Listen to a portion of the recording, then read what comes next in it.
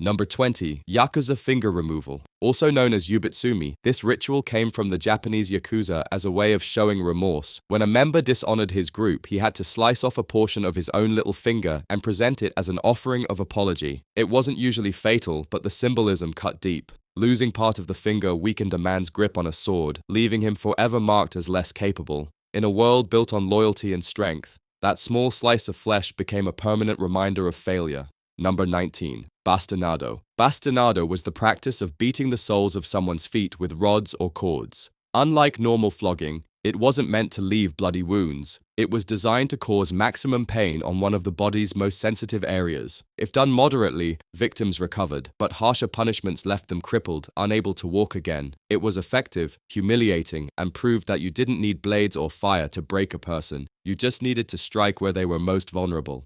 Number 18. Pitch capping. Pitch capping involved pouring boiling tar or pitch into a paper cap and forcing it onto someone's head. Once the pitch cooled and hardened, the cap was ripped off, taking skin and scalp with it. It wasn't always fatal, but the pain was immense and deadly infections often followed. Even for those who survived, the scars were permanent, leaving them disfigured for life. Number 17. Elephant's foot. In parts of Asia, particularly India, execution by elephant was once used. Sometimes the victim's head was crushed instantly, a quick death. But rulers who wanted a longer show ordered the elephant to first trample arms and legs, shattering the body piece by piece before finally killing the victim. It could be quick, or it could be drawn out into hours of agony.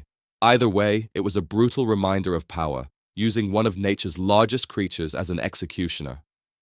Number 16. Puina Cooley. In ancient Rome, parricide, killing your own father, was punished with puina cooley. The guilty person was sewn into a leather sack along with live animals, a dog, a snake, a monkey, and a rooster. The sack was then thrown into water. Drowning was inevitable, but not before the victim endured the chaos of being trapped with thrashing, biting animals in total darkness.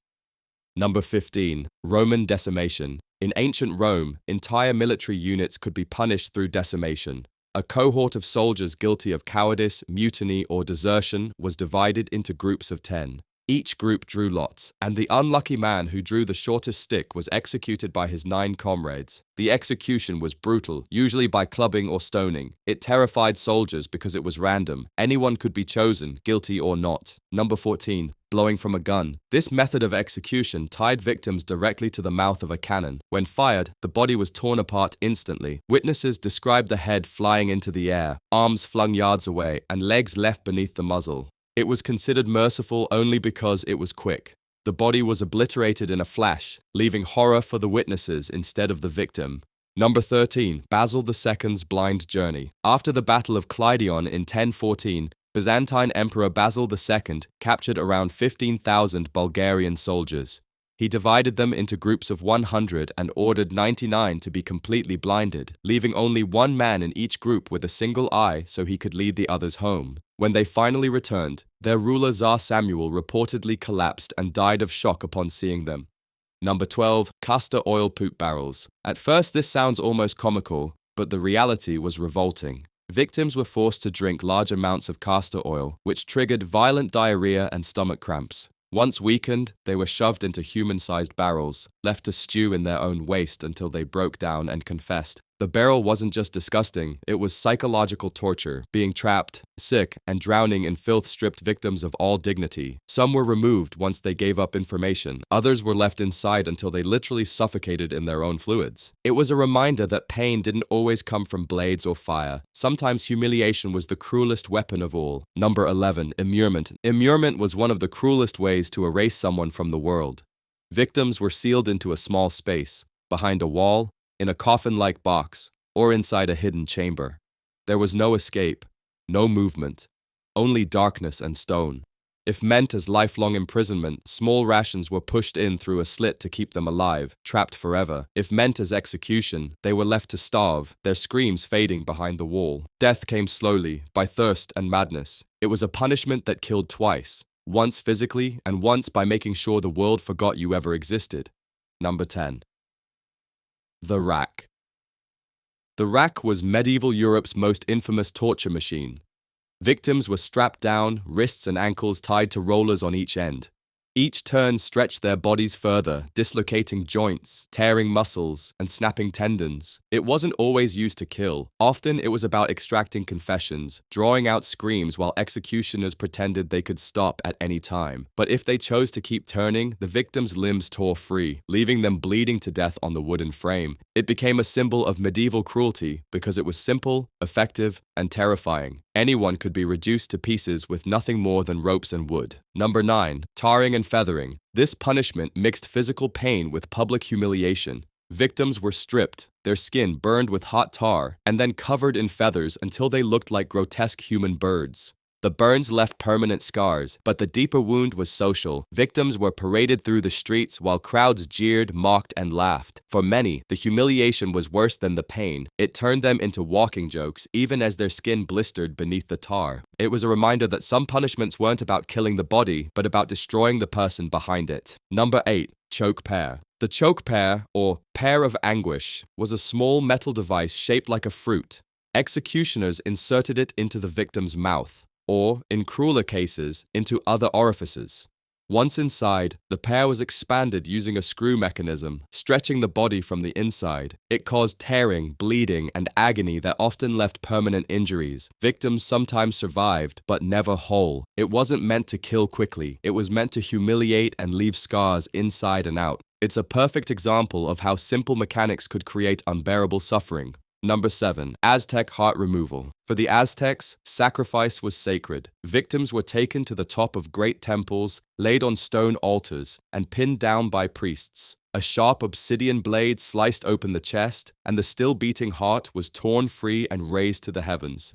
The blood flowed down the temple steps in front of crowds who believed these offerings kept the sun moving across the sky. For the victim, death was quick, but the horror lay in its public nature. Thousands watching as life was ripped out in the name of faith. It was both ritual and terror, binding religion and fear together in one act. Number 6. Heretic's fork. This device looked harmless at first, a metal rod with 2 prongs on each end, but strapped around a victim's neck, it forced them to keep their head upright at all times. One set of spikes dug into the chin, the other into the chest. The punishment wasn't about instant pain, but exhaustion. Victims couldn't sleep, couldn't nod, couldn't rest their heads without stabbing themselves. Days of wakefulness and pain drove them to madness before death finally came. It was torture that turned rest, the body's most basic need, into a weapon. Number 5.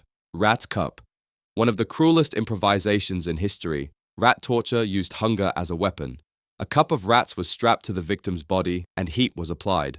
With nowhere to escape, the rats burrowed straight into the flesh. Some variations in South America were even worse, forcing rats into the rectum with tubes, leaving them to claw their way out through the body. It wasn't fast and it wasn't clean, it was death from the inside, a method so horrifying it still stands out among history's worst. Number 4. Catherine's wheel. The breaking wheel was as much performance as punishment. Victims were tied to a giant wooden wheel, limbs stretched across its frame. Executioners shattered arms and legs with iron bars until the body bent in unnatural shapes. Sometimes the mangled victim was tied to the wheel and raised up on a pole, left to die slowly from shock, thirst, or exposure. The sight of a broken body turning in the sun was meant as a public warning. It was execution turned into theater, making death into a lasting display. Number 3. Boiling alive. Few punishments were as simple and terrifying as being boiled alive. Victims were lowered into vats of oil or water, sometimes already boiling, other times slowly heated to prolong the pain. The nerves in the hands, feet, and face burned first before flesh softened and sloughed away. Organs cooked while the victim was still conscious, trapped in unimaginable agony. It was a method that left no dignity, only screams and steam. Number 2. Keel hauling. At sea, few punishments inspired more fear than keel hauling. A sailor was tied to a rope and dragged under the length of the ship, scraping against barnacles and jagged wood while water filled his lungs. If he survived the first drag, he was pulled back across again, his body shredded and drowning with each pass. Some men died instantly. Others endured repeated torture until the sea finally claimed them. It was discipline by terror, ensuring loyalty through the promise of a watery grave. Number 1. Sawing. Sawing was one of the most gruesome execution methods. The victim was hung upside down so blood flowed to the brain, keeping them conscious longer. Executioners then sawed into the body, starting at the groin and working upward. The upside-down position kept them alive until the saw reached the chest, sometimes even further. Each cut was deliberate, meant to drag out death for as long as possible. It was a spectacle of cruelty, slow, public, and unforgettable. Looking back at these punishments, the pattern is clear. None of them were only about death. They were about control, fear, and spectacle.